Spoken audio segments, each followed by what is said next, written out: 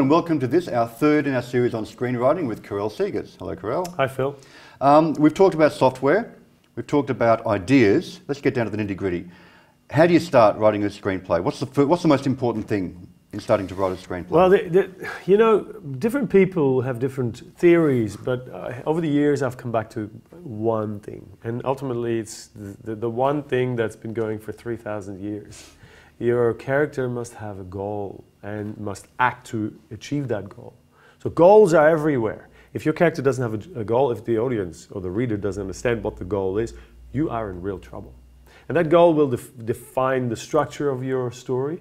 It will define how the audience perceives the character. Because if we talk about characters, right, we're actually talking about what we see from those characters, what those characters do. And they usually act because they want to achieve something. Right?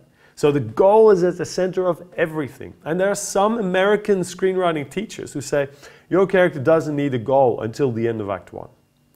Well, I invite you to watch the opening of Back to the Future, just the first 5 minutes, and tell me, does Marty have goals or not?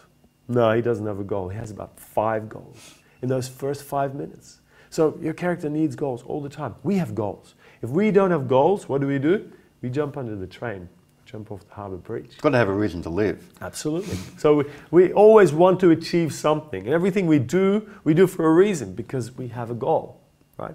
Every minute of every day, we have hundreds of goals. And in a story, the same thing. You need one overarching goal, a goal that runs throughout the story, and we'll say that is what the movie is about. It's about this sheriff trying to stop the shark, right? But then you look at the smaller sections of your story, the acts and the sequences and the scenes. Even there, your characters are trying to achieve something. So we've got your main character has one overarching goal. Jaws, got to get the shark. Yeah. But within the scene, there's individual mini goals. Is this true of every character? It is, it is, it is. Otherwise, you cut the character out. If the character doesn't have a goal, why is it in the story? The goal can be to sabotage another character, right?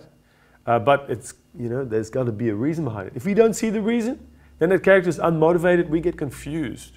And the one thing you don't want is a confused audience. It's better to be bored for a short while, I would say. Confused is not good. Now, what's your goal? Because you have a goal right here, right now. My goal we both have a goal. What's your goal? My goal is to get the best interview in a few minutes that I can. Exactly. For the subject. And it's my goal to just sound smart. You know, I just say stuff. Well, so far it's working for you. Oh, well, there you go. Your villain in the story also has a goal, yeah, usually in opposition to your hero. On a really big epic film, let's say like the Star Wars trilogy or Lord of the Rings things, where the goal can change from film to film or from act to act. Yeah. We'll get into acts a bit later. Yeah. You know, how do you deal with a hero whose goal needs to change in the course of a story? Well, there's one point in the story where I'd like to see at least a subtle, sometimes a fundamental change, and that's the midpoint.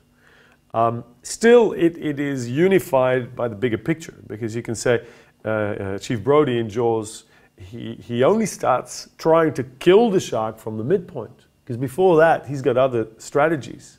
But he's still... His goal is to keep the town at peace, to keep it open for business. To protect the people, yeah. You know? So, no, the business side, that's his antagonist's goal. You know, that is the mayor's goal. So those goals are in direct opposition in the first half of the movie, because Chief Brody wants to close the beaches and keep the people safe. You're right, I forgot, and the mayor wants to keep business open, so he doesn't want to turn people away. So his solution is close the beaches, yeah, and if no one goes near the shark, then we're good. Yeah, yeah. And then that changes halfway through. Exactly, and then, but he realizes that it's not going to work, because there is a solution that will make everybody happy. It's kill the shark.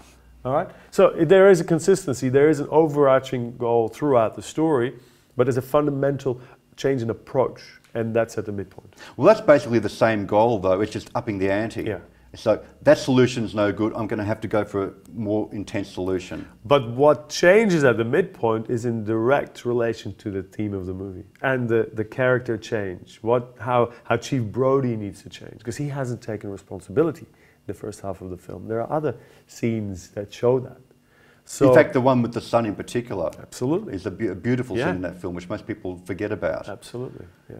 So goals change, but there's got to be goals.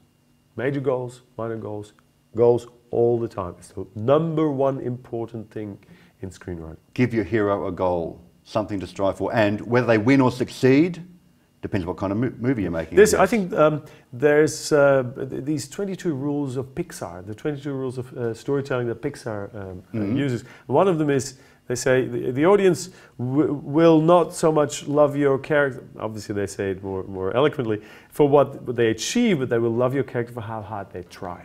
Right. It's the journey, not the goal. But you've got to have a goal to aim for. Thank you very much, Karel. Pleasure. So see you next time on the next episode in our series on screenwriting with Karel Seegers.